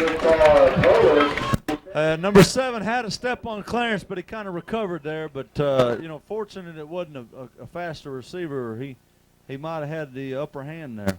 Yeah, the defensive back's got to read the eyes of that receiver, Shane. He's got to keep his eyes on him, and when he turns to look for the ball, you've got to find the ball also. And it looked like we got a little lucky that time. Yeah, we sure could have had an interference penalty, it looked like. I'll tell you what, John Davis,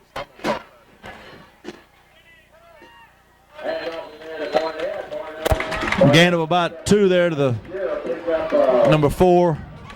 So it's going to be about 3rd and 7, 3rd and 8, something like that. Gain. 407, 1827. So as the clock continues to tick, 407, 1827. you want it?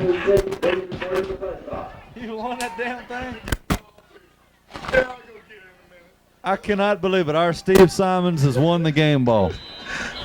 Well, Shane, it may be my night tonight. I bought a few extra tickets than what I normally do, and well, you I got called lucky. You called it. You said if you didn't win tonight, you might quit participating. That's it. Cashed in.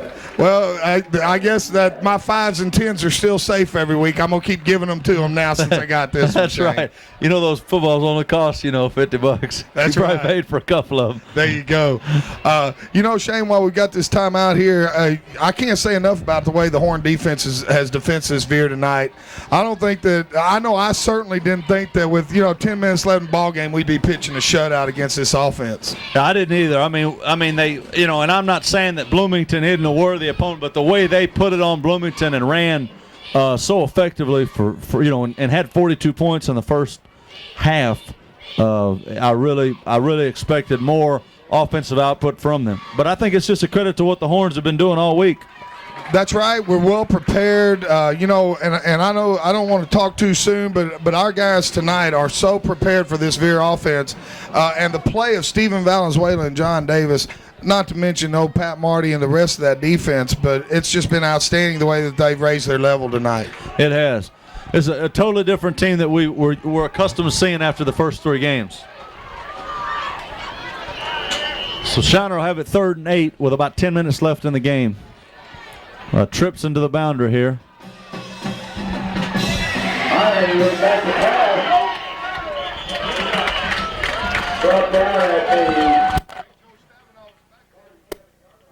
So he actually loses a yard as his knee touched the ground. And excellent play by Joe Stavinaugh there. Joe's another one, had a big game tonight. He's really doing his job. He has put pressure on Hyman on almost every pass play. Him and Jones both. I got to vent a little bit. I would never run that play, Steve. They ran trips on the boundary, and the receivers were too jumbled. They were too close together for me. It's way too congested, and you're right, Shane. Schulenburg, they're feeding off this right now. Shiner's a little bit confused. They just had to take a timeout. The Shorthorn faithful's letting their horns know that they're playing a good football game, and we don't mind them making a few bad calls on their offensive end. No, it's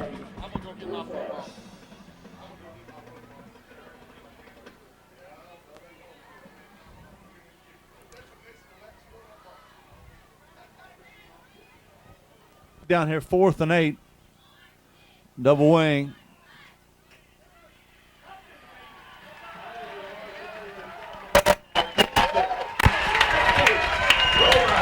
Well, Steve, I don't know if you saw that. I have no idea what they were trying to do there. Shane, I missed it. I was celebrating getting the game ball, but I seen old crab hands there, old Coy Romine with that big old claw on his right arm jumping up and down, so I know we made a good play. They ran like it. He reversed out, and it almost looked like he was going to try to, trick play. He was going to try to set it on the ground maybe for a guard around or something, but he got hog-tied in there, and he couldn't get away. I'm not sure what they were going to do there. Well, Shane, trick plays are real neat, but usually they're desperate plays, and maybe that just shows that Shiner's getting a little desperate now. Let's get us a sustained drive, go 45 yards, put this thing out of reach. So it's 1st and 10. It's what Tipka up the middle, boy. He spits and sputters for about 5 yards. And that's a good way to start the drive right there. Sets us down 2nd and short. Hey, it's time to play Vince Lombardi football. Let's smash mouth and go on down and use up about 5 minutes and score. We got a player down on the field for the Comanches. You know, Tippy hits the hole so quick, and he's so low to the ground. It's got to be hard to get him down when you've got a blocker on, you're trying to shed a blocker and so on and so forth. Well, he is so elusive inside, and you know, he's probably going to hunt me down for comparing him to this guy. But they talk in the NBA about the effectiveness of Dennis Rodman, and it's that he takes quick, small steps, and he's always moving, and that's what Tip does. He does. Not quite 6'9", but he'd like that part. yeah. But he plays. You know, Rodman as much as eccentric as he is.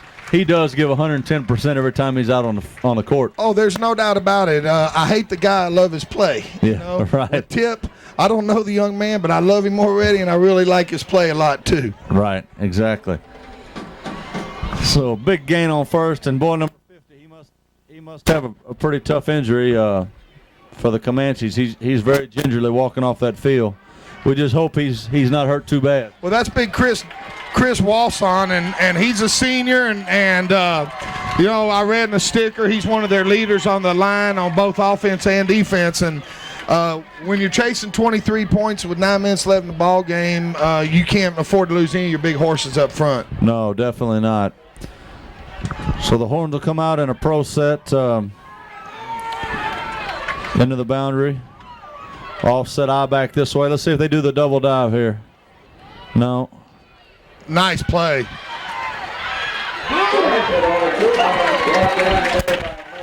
And a nice job by Blanchett putting his head down and getting the first down there, Steve. Hey, excellent run. Good call by the Shorthorns staff there, Shane. I don't know if I've ever seen them open up like they are tonight. No, I think they've got all their all their eggs are in the same basket tonight, and they're all hitting on all cylinders. I don't know what other phrases I can come up with here. That's it. Hey, and you notice, watch them when they come up to the line of scrimmage. They're still running to the line of scrimmage. They're still feeling good about it. They want to take it to Shiner. Right now, those guys feel like they could play another 4 quarters instead of just 7 more minutes.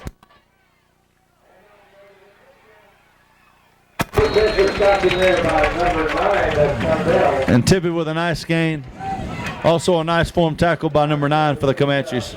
You know, Shiner has forgotten all about Clarence Irving. We're keying on Clarence. They forgot about Tip tonight, and now all he's doing is hitting them right in the old midsection, piling up the yardage. It's nice to see the Shorthorns doing it and not having to hear from people in neighboring communities. Most notably that one 7 miles east of here. All right. Talking about we're the Clarence Irving show. We've got a lot of football players out there that can do it, not just Clarence Irving, that's for sure. And we're showing it tonight.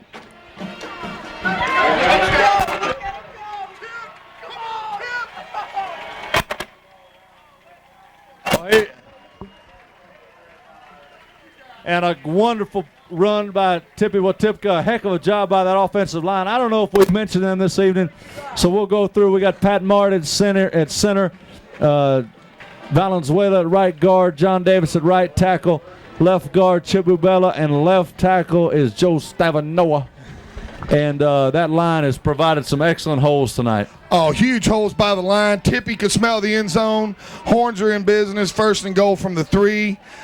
Shane, I'm still amazed that this ball game has just been dominated by Shorthorns like they've dominated it. It has, and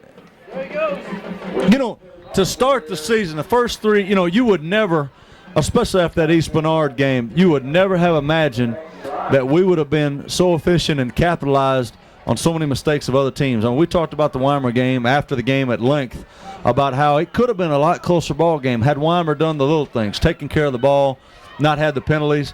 And I go back tonight, Shiner, they had a punt return that they didn't, a fumble punt return that they could have had, probably should have had. They had an interception and a fumble within the 10-yard line. And if they score all the time, it's 23-21. So it's Schulenburg doing the right things. Yes. That was a nice play right there. You and I were wondering what the coaches called it, like most announcers, we were trying to give it some kind of fancy name, and it's the old double dive right there. And double dive, double your pleasure, right? there you go. And Clarence put it in the end zone. But Shane, what you were talking about, you know, they talk about the great college teams, your Nebraskas, your Florida States, and your Texas A&M this year. And, yeah. It's the takeaways, and you know, Shiner's not shooting themselves in the foot with the penalty tonight. It's good Schulenburg aggressive football that's doing it to them. That's right. That is exactly it. So we'll be back in just a minute. I guess we missed the extra point. Okay, we did fail to convert on the attempt, so it's 29-0 with 6:09 left in the game.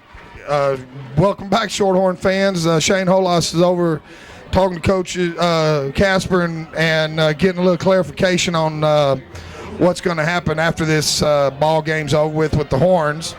So I could do a little play-by-play. Big heavy foot Coy Romine getting set to kick off, and he puts it a nice pooch kick again, and that's really effective. Shiner downs the ball at the 25-yard line, and that's where they'll start 1st and 10. Hey, Shane, if you don't mind here, I don't think a lot of people in town realize that we have a senior and a junior youth football team. And we had our first game last week, and we went down to Giddings, and we played a much bigger, stronger Giddings team that already had 5 games under their belt. They scored on the first play of the game, and man, I guess my parents thought I was going to have a heart attack out there on the field because I'm not used to that happening. But I'd like to mention a few of the boys in just a second after Shiner runs this play. Sure.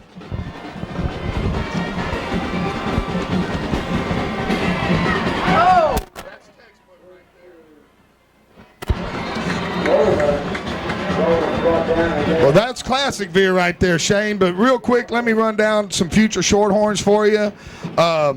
Playing for the senior team out of Schulenburg are Kyle Moore from St. Rose Elementary School, Chad Bubella, and Greg Godecker.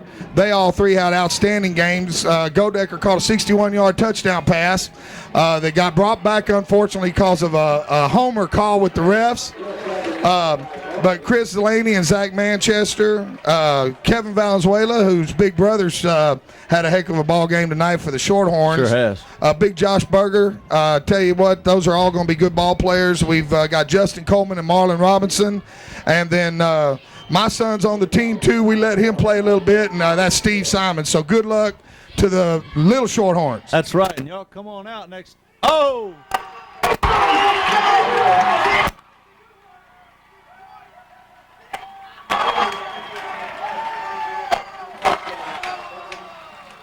And it's a tip ball, and see ya. Good night. Hey, Shane, a van just pulled up in the parking lot, and I think the old fat lady's getting out, buddy. Right. She's starting to warm up a little bit. I'm going to have to sing Turn Out the Lights here in a minute. Hey, you and Dandy Don, bring back some memories. Bring back some memories.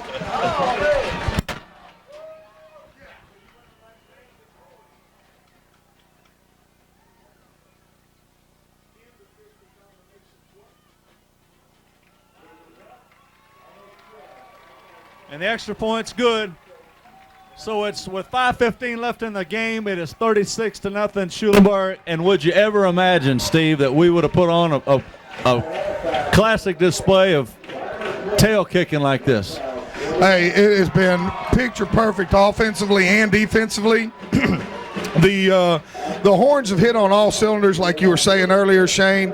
I just think that if we can maintain this intensity, I guess with 5 minutes left, it's not too early to look ahead to going and make the trip down to Bloomington next week. Another huge football game, and I'm just real proud of the guys tonight. And I hope that a few of y'all are watching this on Wednesday night. Keep your intensity. No letting up. You got to want it even more, fellas. You got to want it even more. That's right. You're not just fighting 11 men when you go to Bloomington. There's 4,000 mosquitoes you got to fight, too. That's right. That's right. Those bloodsuckers are all over the place. So pack up the off. Let's get a couple thousand people running down to Bloomington next weekend and put a little bit of exclamation point on our district dominance.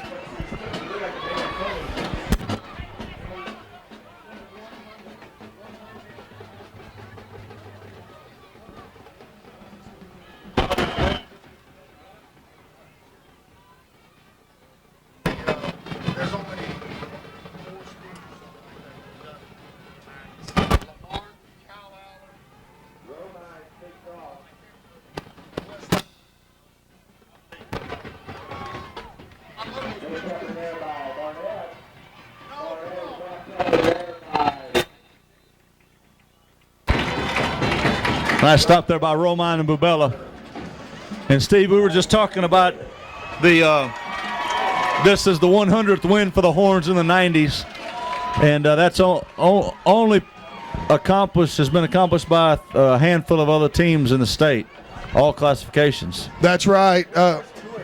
Andrew Balin just mentioned that we are the first 2A team to do that in the 90s. That's a tribute to Coach Hoosman and his program, and to Coach Wild and what they're doing this year with the Horns. I'm going to hand it off to Barnett.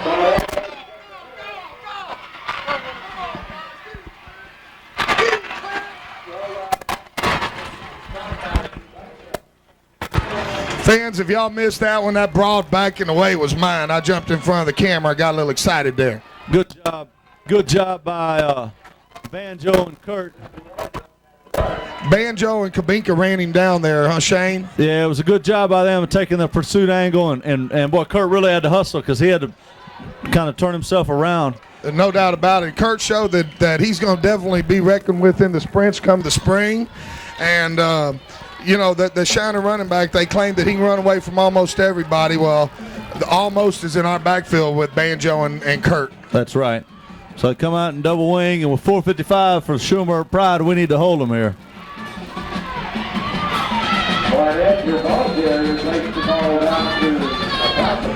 And a good carry there for the Comanches, a gain of about 8, and it's going to be 2nd and 2 from the 5-yard line, roughly.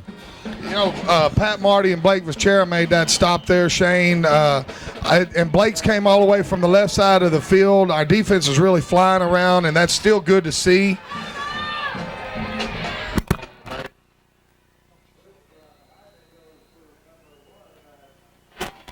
Well, so Shiner gets on the board after some nice runs by Barnett and Coleman. That was a textbook veer right there, Shane. Our corners and our outside backers bid on the quarterback, and he was able to pitch it to Coleman, who strolled into the end zone to give the Comanches their first points. However, they're still chasing 30. Oh yeah, and they're going to go for 2 here.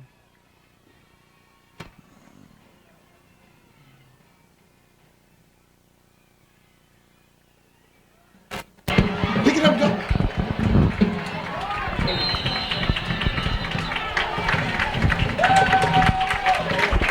So the 2-point attempt fails, and with 4:16 left in the game, it's Schulenburg 36, Shiner 6. Yeah, it looks like the hands people are up front, Shane, on this one. We got about 8 or 9 guys right up inside the 40 to 50-yard line. And we're going to call a timeout and talk it over again a little bit. Well, this gives us a little playoff type atmosphere right here, Shane. You're up big. You know what Shiner's fixing to do. They're fixing to probably pooch the ball, get a little onside kick, and we just, it's good practice for us to stop this right now, and because we're probably going to see a little bit more of it in the future, especially when you get into them tight playoff games. They won it.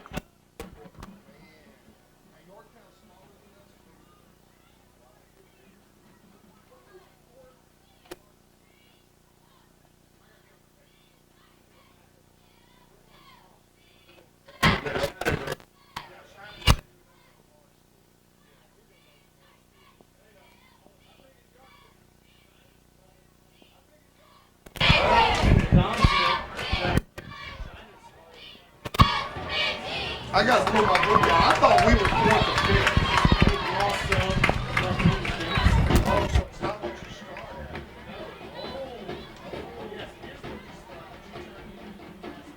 Oh, okay.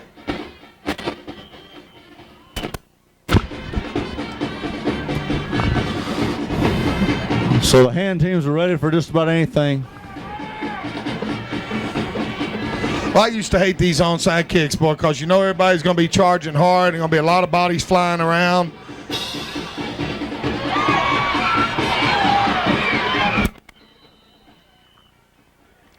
And the Horns get it. That was pretty much a textbook kick there, Steve. Hey, he did a fine job there. He got, what you want the ball to do is you want it to take a small hop, then a big jump. That's just what it did, and Shiner almost came up with that football. Looked like Coleman had a beat on it, but we made a good recovery. Sure did. So it'll be 1st and 10 from the Horns with 4:11 left in the game, and I imagine we're going to run the ball and run the ball and run the ball. We need a couple first downs right here. I think that the 18-point rule, on the margin of victory is in effect, and all we can get is a plus 18 in the event of a tie, so there's no use in trying to rub it in.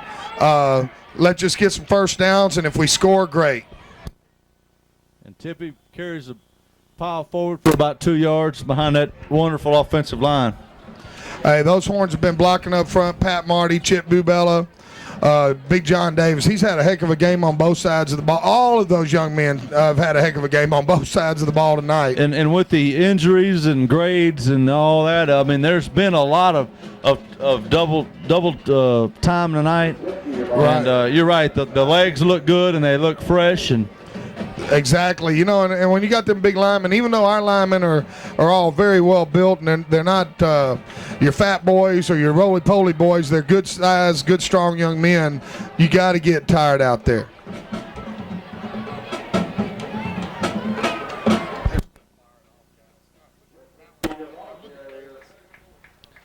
So a gain of about 4 for Watifka right up the middle. And Watifka looks like he's bending over a little bit. A good hard run by Tip. Let's see if we can get that 4 yards we need here, Shane. That's a big down with 2:53 and counting. I wish. I know it's a far stretch, but for a classic program that we have, I would love to see a play clock. I don't know if they even have it in high school. I don't believe they're ever there. I have been fortunate enough to follow a couple programs in the greater Houston area, and even the stadiums there do not have even if they clock. have it. Even if they have it, they don't use it. I don't believe. Yeah, there's a couple of them like Tully that have it and stuff, but I don't see them using it.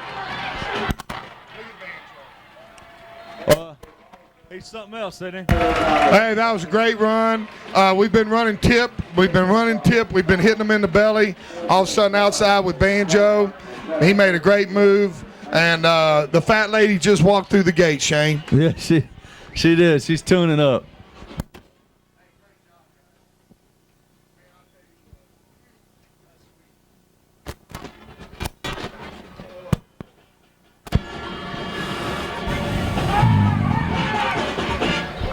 Okay, so the Horns come out with unbalanced with 2 minutes to go in the game. Run the double dive. And Minster up the middle for about a 4 or 5 yard gain. Shane, looks like they brought in our backup tailback, and there's a lot of schools would like to have one like that running the backup. I believe so. I tell you, he pops it right in there for 4 yards, and that's what you need on that first down, especially when you're trying to kill that clock. That's right.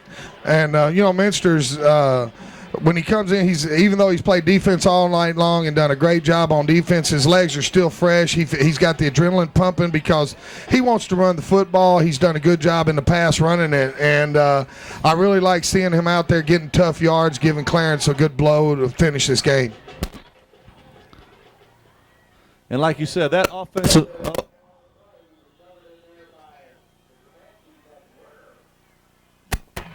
well, the offensive line is still coming off the ball, and it looked as if Kevin was down, but the ball squirts out. And that I'll tell you quite frankly, you remember Jimmy Johnson back at Dallas when swerving Curvin Richards. He was from LaPorte, I believe. Yes, sir, he was. And he got and he fumbled a couple times the backup role. I believe it was in the preseason. He got canned. Yes, he did. And so, Kevin, if you watch this, I mean, you're the man now. If Banjo has a cramp or if he just doesn't feel like coming to practice and he's disciplined or whatever the deal might be, you got to hold on that ball, buddy. That's it, Kev. And Shane, in defense of Kevin, it looked like he was down. A guy came in there and put a helmet on the ball late. But this is the time that you fold up and protect that ball. So with first down, Shiner runs a quarterback veer down the line he keeps, and there's a play, illegal shift, I believe is the call. So 57 seconds. And next week's opponent, Steve, you're gonna be flying solo or with another partner. I gotta make a trip out to the West Coast. What do you hear or think about the Bloomington Bobcats? Well, you know, earlier in the year, I'm one of those guys that probably has every issue of Dave Campbell's football magazine back to even when I was in it back in 1977. You know, Bloomington was one of the schools picked to maybe end the Shorthorns' reign this year. They got their nose bloodied real bad last week by Shiner. They're at home, and it's going to be it's the playoff game for Bloomington, and they're going to be ready for us.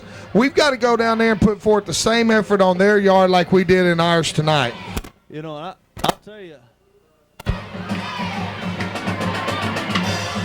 I think after this game and the way we've pretty much manhandled Shiner, I think I'm more apprehensive about next week's game than any other. You know, and it even happens in college and sometimes in the professional ranks, but surely in high school.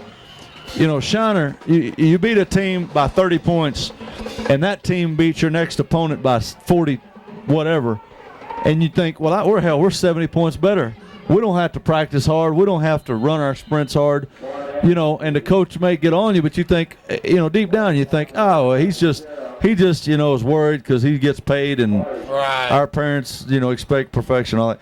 But I mean, this is a scary week this week because obviously somebody thought Bloomington was good to rank them as high as they are. Well, they had a lot of ball players coming back from from their team last year. They got a lot of leadership, and you parents out there, stay on your sons, make sure they're fired up, get to bed early at night, and get ready to have a big game.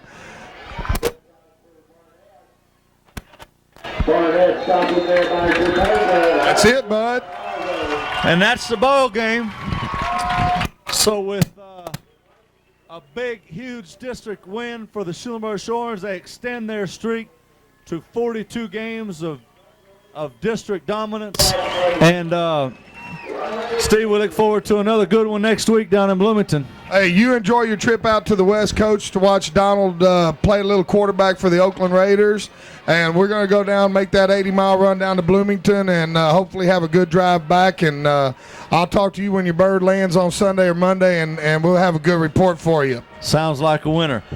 Well, Shorthorn fans, enjoy it. And until next week, this is Steve Simons, Andrew Balin on the camera, and Shane Holas.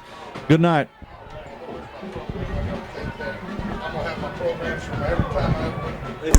Having comment that has Warner Brothers upset. Our Kate Crusader now joins us live from Schulenburg with the details. Hello, Superman. Thank you, Greg. Of course, you know, Superman battles evil in Lex Luthor while Schulenburg battles opponents. Unfortunately, unlike Superman, Schulenburg is going to have to start doing it without the S logo. Look, up in the sky. It's a bird. It's a plane. It's Superman. To their fans, each football player is Superman. Under that logo, a champion. But the logo is the problem. To the creators of the real Man of Steel, DC Comics, there is concern about the use of Superman's shield. Were very cordial with us and said, you realize that you're using the Superman S, and that's our trademark, and you need to move on. But this logo has been a part of Schulenburg for 13 years, and it will be hard to let go. Now, all of a sudden, they're saying, no, it's not okay. You know, we're helping their business, I think. I mean, you know, Superman movie comes out, hey, Schulenburg and Superman. So they came in with the kryptonite and destroyed your power? That's right. They did.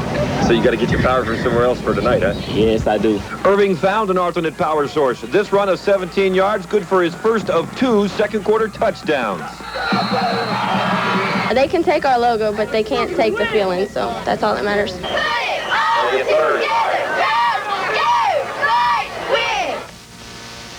And Greg, they did win tonight, 36-6. This is what the Shiner fans brought, or were they really Warner Brothers undercover agents? Clark Kent reporting. At least it wasn't kryptonite, right? There you go. Thanks, David. Time now for Fan Cam, where your fans help us cover one of the big games.